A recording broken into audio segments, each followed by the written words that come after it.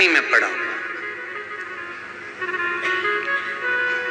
पितृदोष है, ये आपको कैसे मालूम पड़ेगा?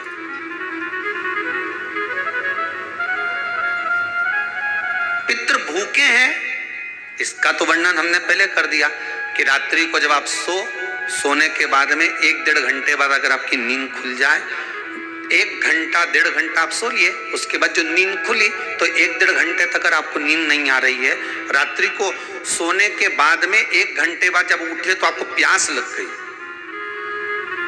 भूख लगने लगी, प्यास लगने लगी कि मेरे को पानी पीना पड़ेगा, घबराहट हो रही, पानी पीना पड़ेगा।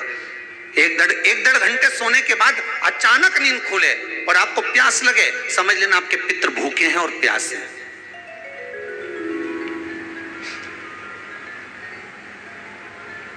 वो भूखे और प्यासे हैं, उनको जल की जरूरत है।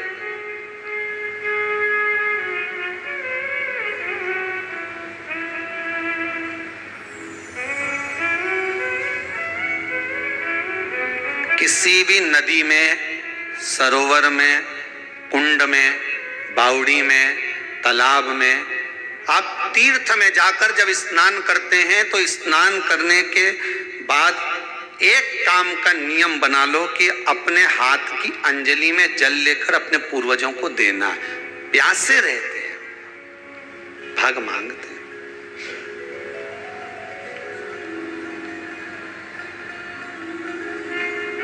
भाग प्राप्त करना। 3 वृक्ष पितरों के तुल्य हैं। नैमिषारण्य की कथा में भी कहा था 3 वृक्ष पितरों के तुल्य हैं। पहला पीपल, दूसरा बट वृक्ष, तीसरा बेलपत्र का वृक्ष। ये पितरों के तुल्य हैं।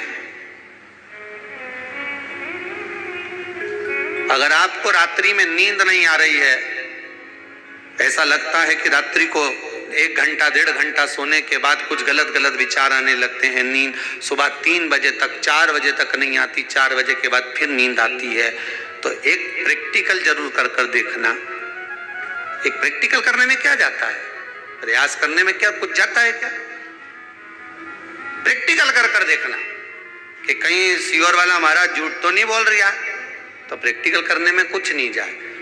1 लोटा पानी लो, उसमें थोड़ा सा कच्चा दूध डाल लीजिए, श्राद्ध पक्ष चल रहा है, बेलपत्री का पेड़ या पीपल का पेड़ या बट का पेड़, इन पेड़ के नीचे ले जाकर उस दूध को दोपहर में सुबह 10 बजे से लेकर 12 बजे के बीच में ले जाकर चढ़ा दीजिए। रात्रि को फिर ना आपको प्यास लगेगी, ना भूख लगेगी, नींद एक बार लगी तो सुबह ही खुलेगी। प्रैक्टिकल करने में क्या जाता है? पानी डालने में तुम्हारा कुछ जाएगा? अरे बोलो तो सरी, हमें तो 10 रुपया का दूध जरूर उसमें, और तुम इतनी चतुर हो, इतना सारा दूध थोड़ी डालोगे, तो 2 चम्मच डालोगे। कहाँ तुम इतना डालने वाले हो?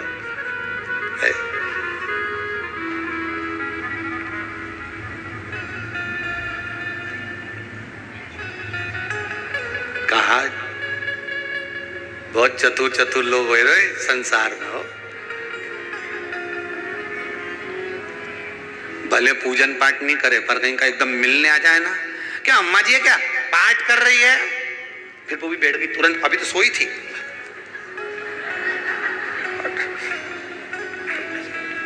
तुरंत क्यों पंडित जी हैं क्या, उनसे थोड़ा काम है, अभी माला जप रहे हैं, मालूम पड़े पंडित जी तो आराम से सेव फल खा रहे थे।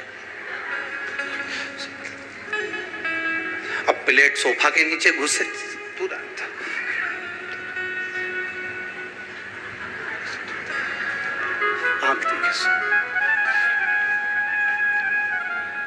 प्रैक्टिकल करने में क्या जाता, कुछ भी नहीं बिगड़ेगा। ये तो बस जल डालोगे तुम्हारा ही कुछ अच्छा हो सकता है, बाबा की कृपा है।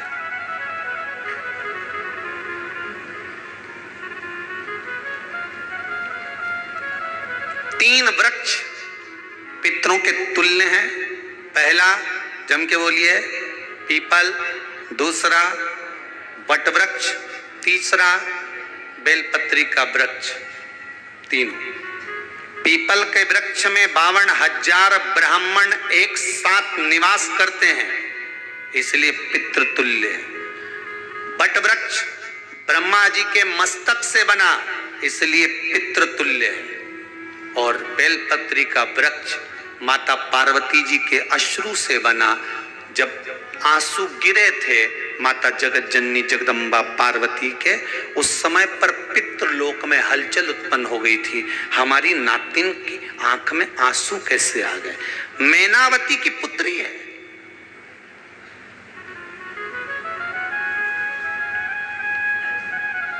पितरों की नातिन, इसकी अश्रु कैसे गिर गए?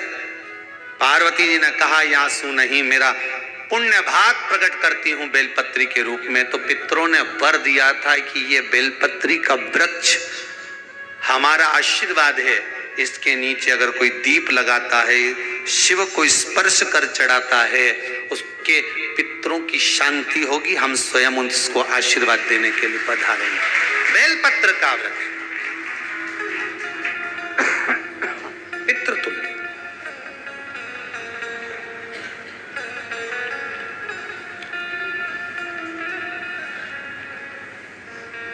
तो रात्रि को अगर भूख लग रही है, प्यास लग रही है, तो पितृदोष है। दूसरा पितृदोष का लक्षण बताया, घर में कोई शुभ कार्य ना हो, वंश की वृद्धि ना हो।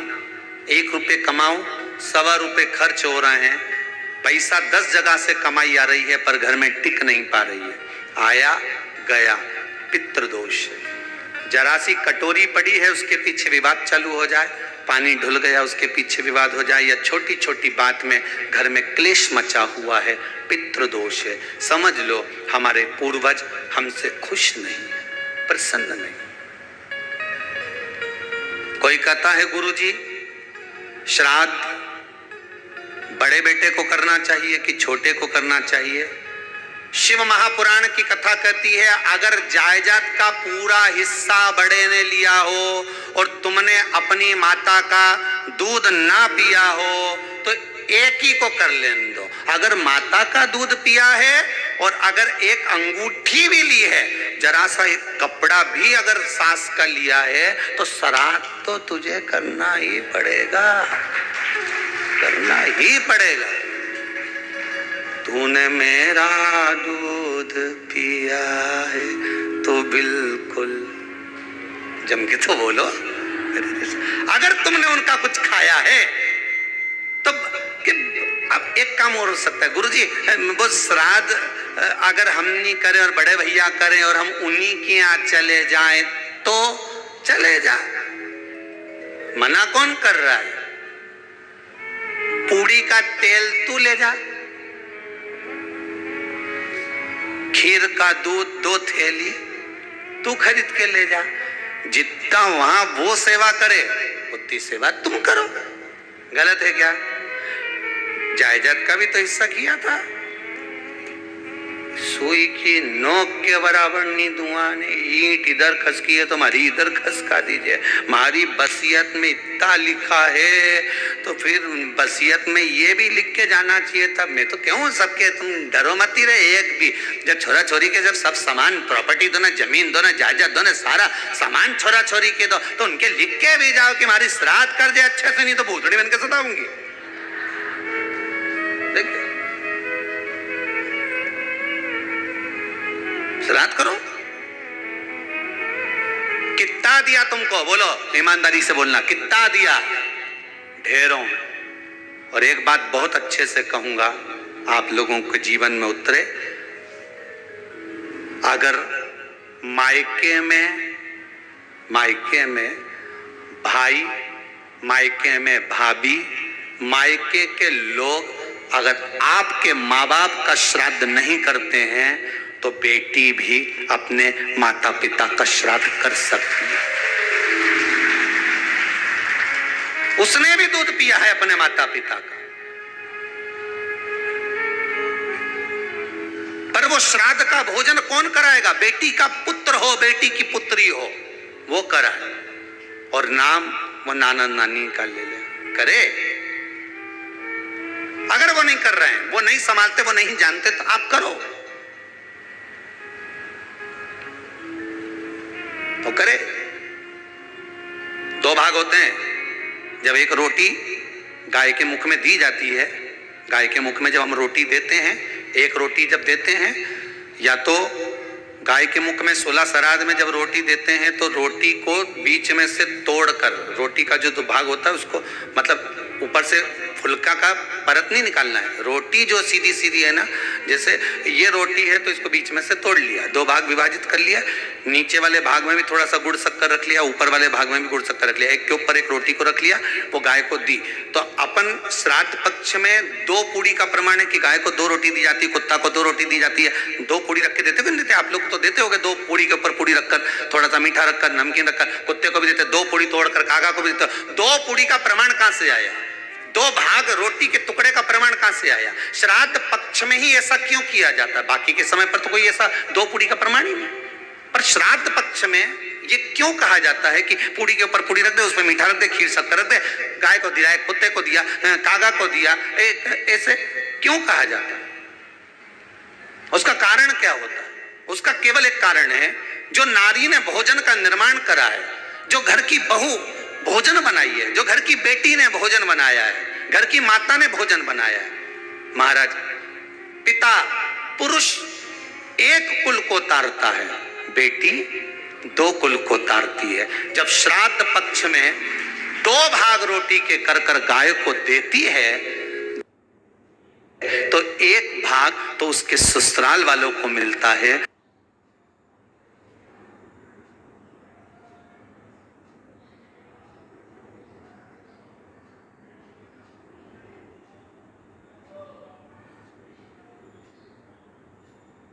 मायके को भी मिले, ससुराल को भी।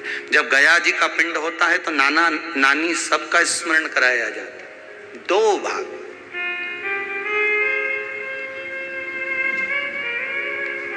पुण्यता प्राप्त। अब लोगों को मालूम तो है नहीं कि 2 पूड़ी क्यों रखते हैं, उसका कारण वर्णित है शास्त्रों। दोनों पक्ष तारने के लिए, दोनों पक्ष का स्मरण कराने। महाराज, बिंदु प्रेत योनि में पड़ा, चंचुला देवी उनके मोक्ष का प्रयोजन कर रही है, प्रयास कर रही। क्या करा जाए कि इनको मोक्ष मिल जाए? कहा शिव महापुराण की कथा।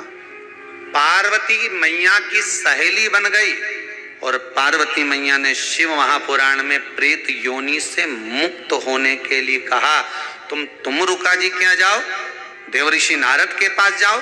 नारद जी ने तुमरुका जी के पास भेज दिया। क्यों? नारद जी जानते हैं मैं कथा नहीं कह सकता, मैं कथा सुन सकता हूं पर कह नहीं सकता। कहने के लिए मुझे बैठना पड़ेगा, सुनने के लिए हो सकता है कि मैं चले जाऊं, वापिस आकर बैठ जाऊं।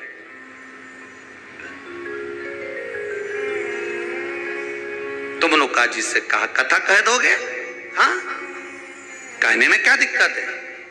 मेरे पति को प्रेत योनि से मुक्त करना है। तुमरुका जी बोलते हैं केवल तुम्हारा पति प्रेत योनि से मुक्त नहीं होगा। तुमरुका जी ने शिव महापुराण में कहा, सुनो चंचुला देवी, केवल एक व्यक्ति शिव पुराण से नहीं तरता, इस बिंदुक जैसे ना जाने कितने प्रेत इस वायुमंडल में घूम रहे होंगे, ना जाने कितने पितर, ना जाने कितने आहूत, ना जाने कितने वासुक इस वायुमंडल में घूम रहे होंगे।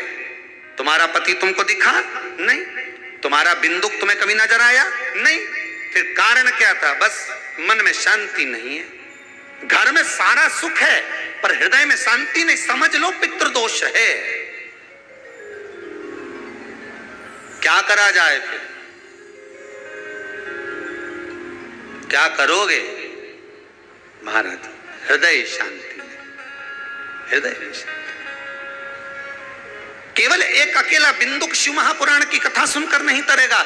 तुमरुका जी कहते हैं जिस समय पर मैं शिव महापुराण की कथा कहूंगा, सुनो चंचुला देवी, इस संसार के इस भूमंडल पर मृत्यु लोक में जितने भी जीव इस संसार सागर में भटक रहे होंगे, शिव महापुराण की कथा सुनकर वो भी तर जाएंगे। ये अकेली बिंदु को तारने वाली नहीं है। इस मृत्यु लोक में जो विराजमान, आज भी नियम है महाराज, श्राद्ध का भोजन टेबल पर नहीं कराया जाता। श्राद्ध का भोजन ब्राह्मण को कुर्सी पर बिठाकर नहीं कराया जाता। श्राद्ध का भोजन किसी जाता, क्योंकि इस भूमि पर बैठकर जब भोजन कराएंगे, इसी भूमि से ना जाने कितने पितर गए, कितने तर्पण हुए, कितनी तिलांजलि हुई, इसी भूमि से, इस रज से, इस कण से ना जाने कितने जीव चल गए। अब लकड़ी पर या टेबल पर या कुर्सी पर बैठकर ब्राह्मण को भोजन कराने का प्रमाण नहीं है।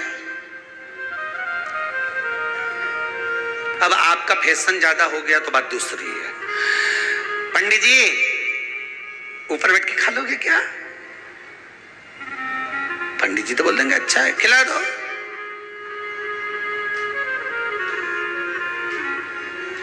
ऊपर बैठ के क्यों? वो झुकने में थोड़ी सी कमर लचक जाए, क्योंकि खीर परसेगी तो झुकना पड़ेगा। अब ब्राह्मण अगर भोजन करने आसन पर बैठेगा, तुम अगर थोड़ा झुककर परसोगी, ब्राह्मण के सम्मुख में आप थोड़ा सा भोजन कराते समय झुकोगी। जरा विचार करिए, यशोदा मैया के घर में संतान नहीं थी। यशोदा जी श्रावण के महीने में श्रावणी करने आए हुए ब्राह्मण को मात्र खीर परोसने के लिए गई थी। 52 साल की उम्र थी, संतान का सुख नहीं दिख रहा था, खीर परोसने के लिए गई।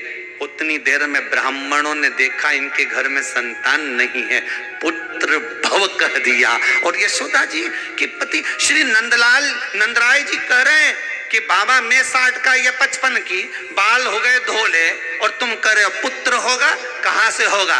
ब्राह्मण कहते हैं ब्राह्मण जब भोजन करता है, भोजन करते समय जब वर देता है, वो वर गलत नहीं हो सकता, कहीं से भी आएगा, पर छोरा तो आएगा। और आया, कहीं से भी आया, पर पुत्र आया, क्योंकि आशीर्वाद दिया था। श्राद्ध पक्ष का भोजन टेबल पर नहीं, कुर्सी पर नहीं, श्राद्ध पक्ष का भोजन ब्राह्मण को आसन लगाकर जमीन पर कराना चाहिए, भूमि पर।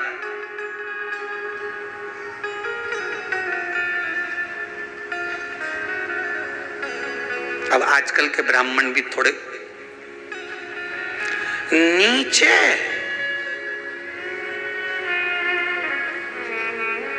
अगर हम टेबल पे ही जिम ले तो जिम लो। अब क्या बोले भी तो क्या बोले, तुम ही बताओ।